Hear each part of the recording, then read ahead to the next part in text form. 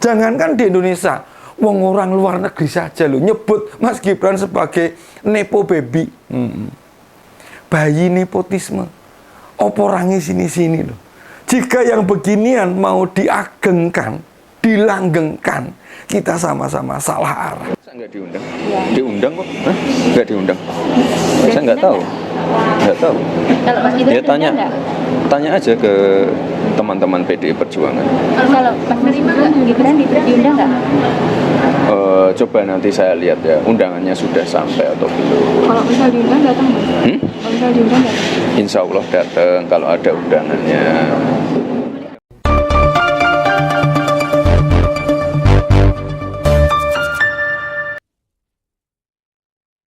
Nih, cara komunikasi wali kota Solo dan bapaknya sekarang ini menganyelkan sekali. Menganyelkan sekali. Ditanya wartawan apa komentare, dibuat seolah-olah wong lugu, nggak paham politik. Lalu kalimat yang terlontar akan dianggap ya pernyataannya orang jujur. Tidak suka main belakang. Sudah banyak bukti. Cek saja nih di berbagai jejak digital.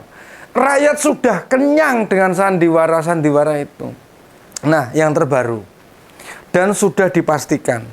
Soal tidak diundangnya Presiden dalam Rakernas PDIP, wong sa-Indonesia tahu. Mengapa tidak diundang? Tapi simak aja apa yang dituturkan wali kota Solo tuh pas ketemu wartawan. Dimintai komentar bapaknya nggak diundang di Rakernas itu bilangnya begini nih. Masa nggak diundang? Diundang kok. Tanya aja ke teman-teman PDI Perjuangan. Gitu.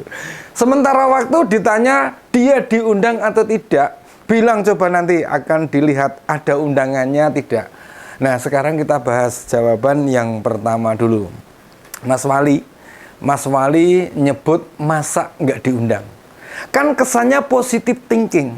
Padahal dia sudah tahu bila PDIP tidak mengundang. Dan paham alasannya apa. Nggak usah pura-pura tidak tahu lah. Sok lugu dan nggak ngerti politik. Ini kan supaya pendukungnya bilang, tuh Mas Gibran masih kusnudon. Sebelum Pilpres gimana? Nggak seuzonnya PDIP sama keluarga Pak Jokowi bilang ikut perintah ketua umum. Tidak ikut Pilpres sebab pengalaman belum banyak dan usia belum cukup. Pernah pula loh nih rekaman dengan memakai baju merah khas PDIP berkampanye dukung Pak Ganjar. Lalu keliling ke beberapa rumah, nempel stiker yang bergambar Pak Jokowi sama Pak Ganjar itu. Yang terjadi di Pilpres gimana? Ya gituan juk piye. Biasa gitu dalam politik. Misalnya Pak Jokowi nih dalam 20 tahun terakhir gak didukung PDIP, silahkan saja. Atau dapat menang 2 kali pilkada, 1 kali pilgub, dan 2 periode presiden. Bukan jasa PDIP. Bebas saja mas, mau lupakan partai itu gak akan ada yang protes. Sukanya main drama, seolah-olah Pak Jokowi sama Mas Gibran tidak punya salah. Nggak pernah berkhianat dengan partai.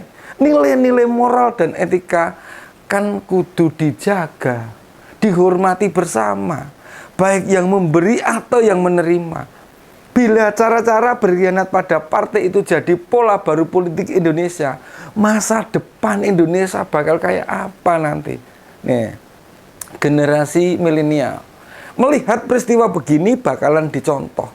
Bila mau jabatan legislatif atau kepala daerah, bahkan presiden, berbaik-baiklah sama partai. Setelah menang dan pegang kekuasaan, lalu partai ditinggalkan begitu saja. Nah, Pak Jokowi sama Mas Gibran bukan nggak ngerti, tidak pula tidak tahu. Yang dilakukan kemarin itu adalah sebuah kesalahan. Jangan nanya pendukung mereka, pasti ngebela mati-matian. Nggak mati beneran loh. Mati beneran, nggak dibela mati-matian doang. Dan sampai sekarang, apa sih yang membuat keduanya kemudian meninggalkan Partai Bu Mega? Masa iya sih disebabkan tersinggung waktu dibilang Pak Jokowi kasihan tanpa PDIP? Kira-kira itu masuk akal nggak? Tanya saja kepada diri kita sendiri nih. Misalnya kita nih dina orang yang mengangkat derajat kita.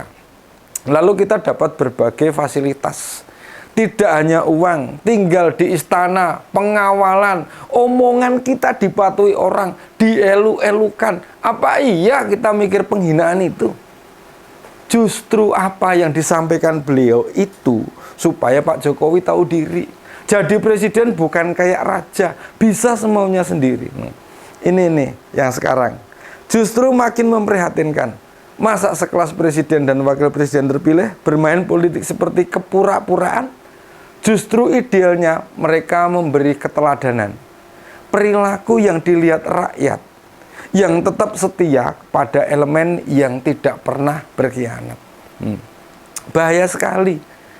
Seandainya anak-anak kita tumbuh melihat, belajar, dicontohi hal-hal yang tidak pantas dilakukan, tentu bagi PDI Perjuangan, Rakernas dihadiri atau tidak dihadiri kepala negara, itu tidak mempengaruhi apapun. Justru bila Pak Jokowi tiba-tiba datang di Rakernas, bakal dimusuhi parpol pendukung koalisi Indonesia Maju. Sebentar. Apakah partai yang ada di koalisi Indonesia Maju menaruh kepercayaan tinggi kepada presiden? Mereka mendukung itu ya sebatas jabatan yang masih diemban saja.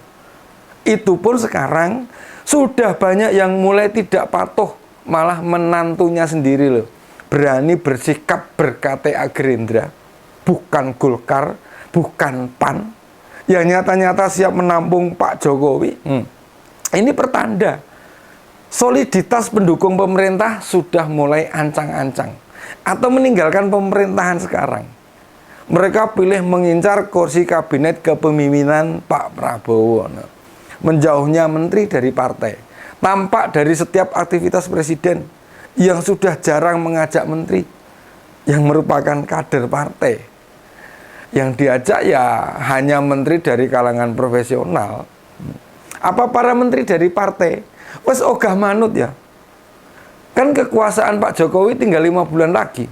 Setelah itu ya wassalam, kembali ke pernyataan Mas Gibran sebagai anak, mau bagaimanapun belani bapak, itu jelas. Dia mesti menjaga citra ayahnya. Jangan sampai begitu turun dari jabatan malah dilupakan begitu saja. Sebagai manusia, kita semua juga tidak ingin mengalami. Tapi kan harusnya introspeksi. Selama menjabat bagaimana? Apabila komitmen dan integritas dijaga, rakyat mau sampai kapanpun tetap hormatlah. Masalahnya saat jabatan mau habis malah aneh-aneh. Atau orang dulu bilang nyari musuh itu kesalahan terbesar Pak Jokowi. Ujian dia beneran makin dipertanyakan integritasnya ya di pilkada. Nek terus-terusan masih cawe-cawe mendukung orang-orang dekatnya maju pilkada, bahkan membackup penuh, ya sudah habis karirnya. Jangan dikira rakyat Indonesia itu bodoh, cuek, tidak teliti dengan keputusan yang diambil presiden. Buat PDI Perjuangan, selamat menggelar Rakernas dan hadapi pilkada dengan penuh optimisme. Percayalah, rakyat Indonesia itu bisa memilih mana kepala daerah yang layak dipercaya dan mana yang tidak. Mana orang yang punya integritas dan mana yang hanya mengambil keuntungan sendiri. Kuncinya adalah para petarung politik di pilkada pengen negara kita mau makin maju atau malah mundur. Pilpres kemarin ini jelas mempertontonkan peristiwa politik yang memberi pembelajaran kurang baik. Jangankan di Indonesia, wong orang luar negeri saja loh nyebut Mas Gibran sebagai nepo baby. Bayi nepotisme. Oporangi sini-sini loh. Jika yang beginian mau diagengkan, dilanggengkan, kita sama-sama salah arah. Demikian opini kali ini. Salam seger waras. Sampai jumpa.